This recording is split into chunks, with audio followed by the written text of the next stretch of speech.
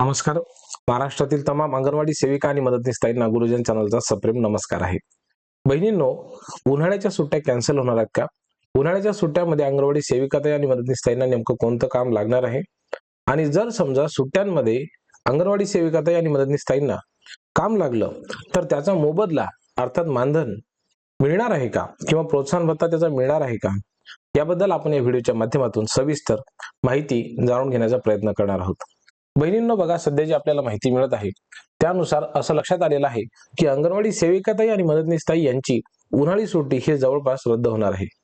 ज्या ठिकाणी जिल्हा परिषदेच्या शाळांमध्ये नवीन शिक्षक रुजू झालेले आहेत अशा ठिकाणच्या अंगणवाडी सेविकाताई आणि मदतनीसताईंना त्या ठिकाणी जनगणनेचं काम हे करावं लागण्याची शक्यता दाट वर्तवली जात आहे.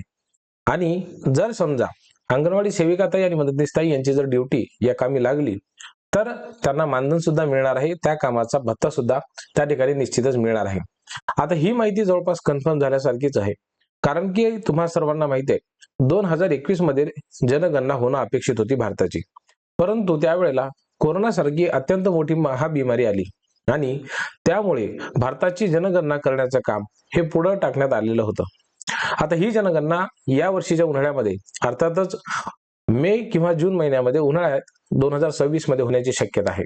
आणि यासाठी अंगणवाडी सेविका असतील, मदतनीसताई असतील, शिक्षक असतील, विविध कर्मचारी असतील तर त्यांची मदत सुद्धा घेतल्या जाणार आहे.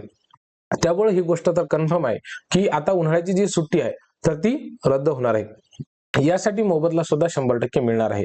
या संदर्भामध्ये आपल्याला जी माहिती मिळालेली आहे तर ती मी आता तुम्हाला दाखवतो, म्हणजे जेणेकरून तुम्हाला या गोष्टीची जी खातरजमा आहे तर ती निश्चितच होईल.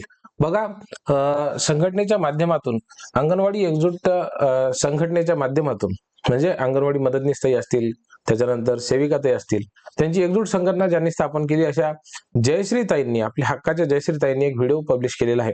तो व्हिडिओ आपण बघितला असेल, मी तो तुम्हाला या ठिकाणी दाखवतो, म्हणजे तुम्हाला या ठिकाणची जी आहे या संदर्भामधली खात्री तुम्हाला येऊन जाईल. बघा, ताईंनी त्या ठिकाणी काय म्हटलेलं आहे ते आपण मी तुम्हाला आता लगेच दाखवतो. बघा बहिणींनो, जयश्रीताईंनी काय म्हटलेलं आहे. जनगणनेचं काम या उन्हाळी सुट्टीमध्ये त्यांना करावी लागणार जनगणनेसाठी फेरपालट आपल्या सर्व्हेमध्ये फिरावं लागणार उन्हातानाच. हा, बरोबर ऐकले. मी जयश्री बाबळे झवरे तुमच्या चॅनल मध्ये स्वागत करते ताईंनो.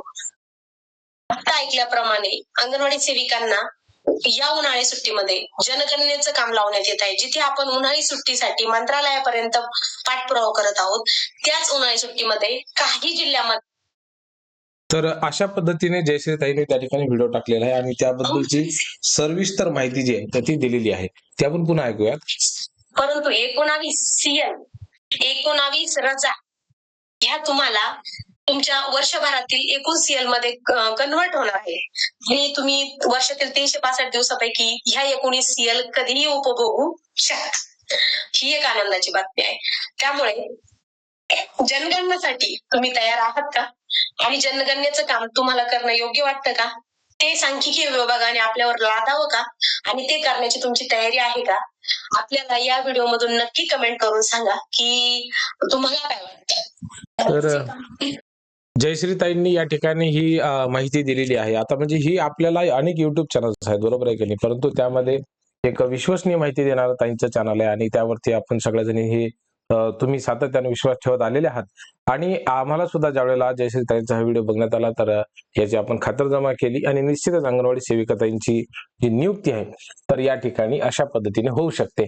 तर हे कुठंतरी शाळाबाह्य काम आहे किंवा इतर तुम्हाला जी कामं दिली जातात त्याहीपेक्षा खूप वेगळी कामं आहेत, परंतु ह्यामुळे अंगणवाडी सेविकांची जी हक्काची उन्हाळी सुट्टी आहे तर ती थोडीफार रद्द होण्याची शक्यता आहे.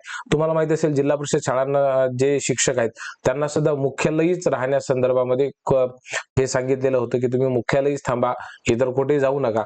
त्यामुळं अंगणवाडी सेविकाताईंना सुद्धा ही जबाबदारी आता पार पाडावी लागणार आहे. तुम्हाला वेगवेगळ्या प्रकारचा त्या ठिकाणी डेटा जो आहे तो जमा करावा लागणार आहे. ही गोष्ट तेवढीच खरी आहे. याबद्दल तुम्हाला नेमकं काय वाटतं? कोणतं काम वाढवायला पाहिजे? साधारणतः भत्ता तुम्हाला किती भेटायला पाहिजे होता?